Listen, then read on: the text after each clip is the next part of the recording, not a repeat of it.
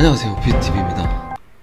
리플 일봉 차트입니다. 오늘 리플이 1575원까지 갔네요. 제가 또 노파심에 손대지 말라고 이렇게 급하게 커뮤니티 게시글을 올렸습니다. 근데 많은 분들이 아마 그렇게 생각하셨을 거예요. 매도하지 말라고 생각하셨을 거예요. 저는 반반이에요. 매수도 하지 말란 얘기, 매수도 하지 마라, 그래서 손대지 마란 거예요. 여기 또 올라가면 계속 가버리나? 이런 생각에 또 매수를 잡으시거든요. 근데 아시겠지만 워낙 비트코인이 급락을 하게 되면 또 알트코인들이 빠지기 때문에 그냥 지금은 관망하셔라, 제가 이런 차원에서 손대지 마라고 죄송합니다 이야기를 드린 거고, 제 영상 보시는 구독자분들이 아마 매도하지 마라고 이해를 하셨을 거예요. 근데 저는 매수도 하지 마란 얘기, 이게 정답입니다. 많은 분들이 그렇게 생각을 하세요. 그냥 저렴한 가격이면 매수해도 되지 않나. 근데 이 비트코인 암호화폐는 언제 어떻게 떨어질지 모릅니다. 그러니까 최대한 추매를 하든 뭘 하든 안전한 지역에 들어가는 게 맞죠. 내가 1,500원에 들어갔는데 갑자기 1,200원까지 떨어진다. 그러면 1,200원에 살 수 있는 거를 1,500원에 산 거잖아요. 근데 완전한 돌파 지점을 뚫고 그게 1,550원이면 이게 훨씬 현명한 매수 방법이라는 거죠. 불안한 1,500보다 안전한 1,550원이 훨씬 이익이다, 이렇게 생각하시는 게 맞아요. 갑자기 급락을 해버리면 얼마까지 떨어질지 몰라요. 그러면 내가 50원 아끼려고 들어갔다가 300원 마이너스 지점을 또 구경을 해야 된다는 거죠. 싸다고 사는 게 절대 아니라는 거.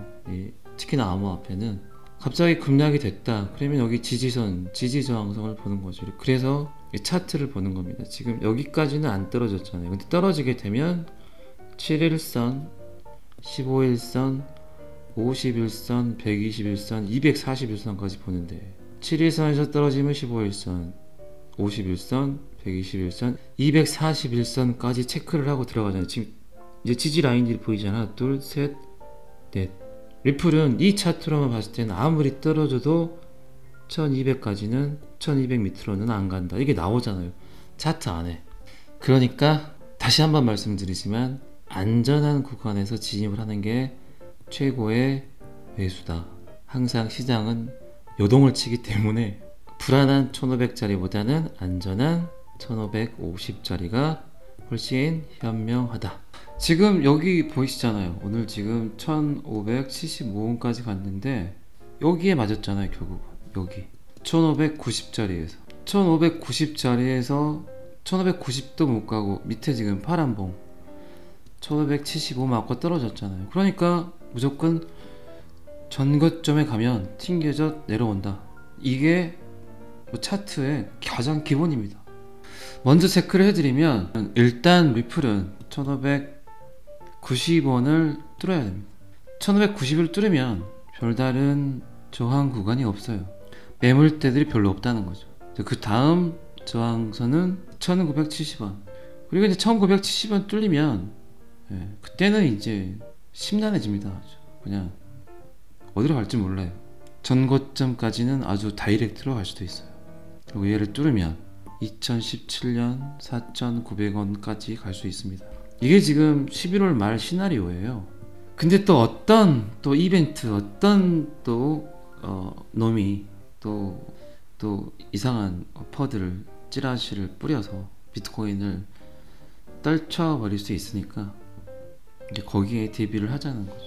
1590원 그리고 1970원, 요게 일단은 매물대가 있는 곳이다 라고 먼저 체크를 하시고, 대부분의 분들이 나만 타면 떨어진다, 나만 타면 왜 자꾸 떨어지는 거야, 이게 어쩔 수 없는 거예요. 그게 정석이거든요. 대부분의 사람들이 어느 정도 올라가는 걸 보고 타거든요. 근데 항상 그 지점이 이 지점이에요. 이 사람의 심리가, 이게 인간 지표입니다. 인간 빅데이터.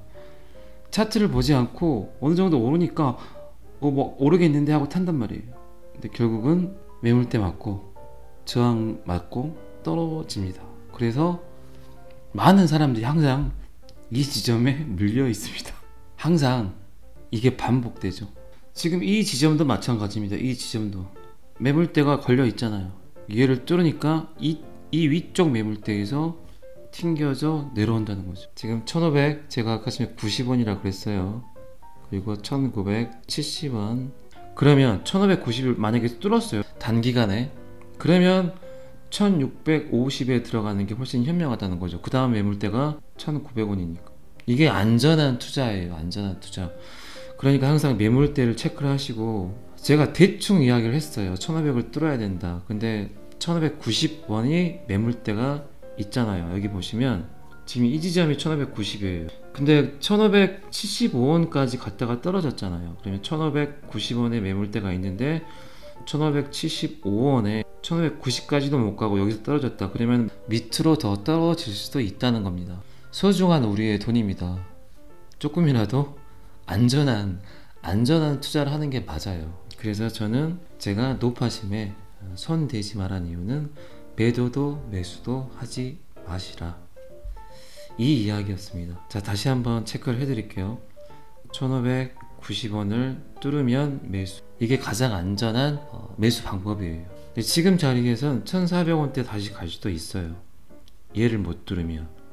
근데 1620원 정도에서 매수를 하게 되면 어디까지 익절 구간이 생길 수 있다, 1900원까지 생길 수 있다는 거죠. 정확히 1970원, 그 다음 매물대예요.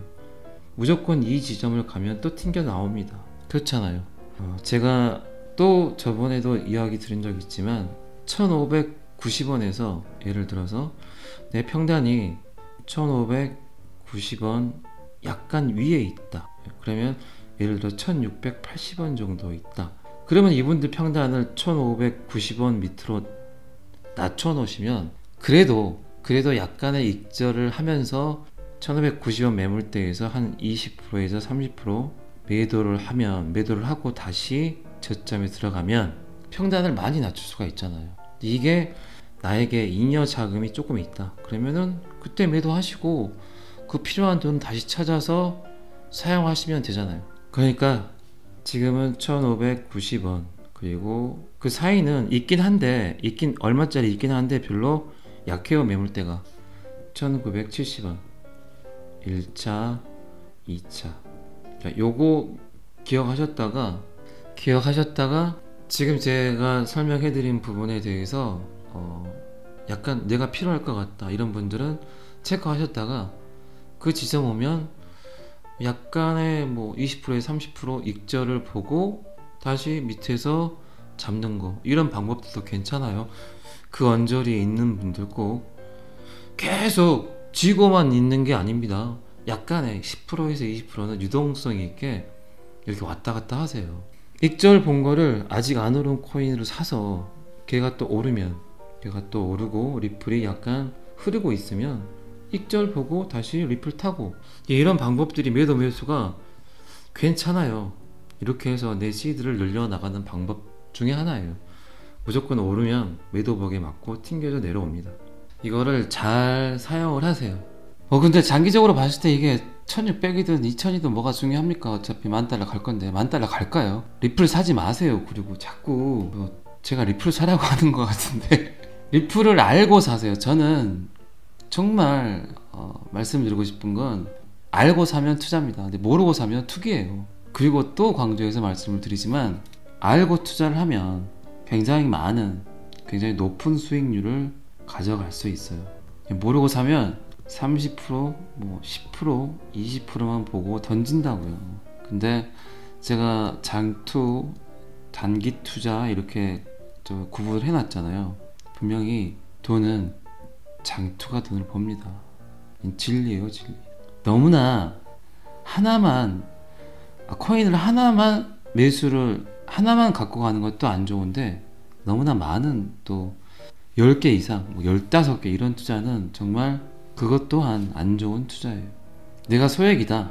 예를 들어서 뭐 500만원 이하 정도다. 그러면 하나에 몰빵을 할 것 같아요. 저 같으면. 하나에. 내 시드가 500 이하인데 코인들 여러 개 갖고 있잖아요. 그러면 이게 관리하기가 되게 힘들어요. 그리고 이 코인은 올랐다, 이 코인 내렸다, 이 코인 올랐다, 이 코인 내렸다. 이거보다 내가 하나만 투자를 해서 오르고 내림을 보는 게 훨씬 현명합니다. 그리고 1000만원 이상, 뭐 1억, 2억, 3억, 뭐 5억 이렇게 투자하신 분들은 꼭 내 포트폴리오에 BTC와 이더리움을 꼭 끼우세요. 왜 이런 얘기를 하냐, 이제 시총 거의 5위 안에 코인들은 금융 파생 상품에 대한 서비스가 굉장히 높아집니다. 그냥 BTC 비트코인 한 5개 정도만 갖고 있어도 굉장히 많은 금융 상품들을 제시를 할 거예요. 기관, 은행, 그리고 투자처에서 저 당신 BTC 갖고 있어요? 저한테 주세요. 이자 많이 드릴게요. 이렇게 된다고요. 그러니까 1억 이상 그리고 뭐 3억 이상 이런 분들은 BTC 외에 어떻게 운영이 되든 그 코인이 까먹더라도 BTC 하나가 모든 일을 해결을 해 줄 겁니다. 참 제가 비트코인 400, 600 할 때 사라는 사람들 되게 많았어요. 안 사더라고요. 지금 사도 되냐고 또 물어보더라고요. 근데 지금도 안 사요. 그러면서 말들이 많아요. 항상 비싸다고 해요. 참 웃겨요. 이게 왜 이런 말들이 나오냐, 원리를 이해를 못하고 비트코인이 왜 나왔고 지금 왜 많은 사람들이 안전자산처를 찾는지 그거부터 이해를 해야 된다는 얘기입니다. 사지도 않고 항상 비싸다고만 해요.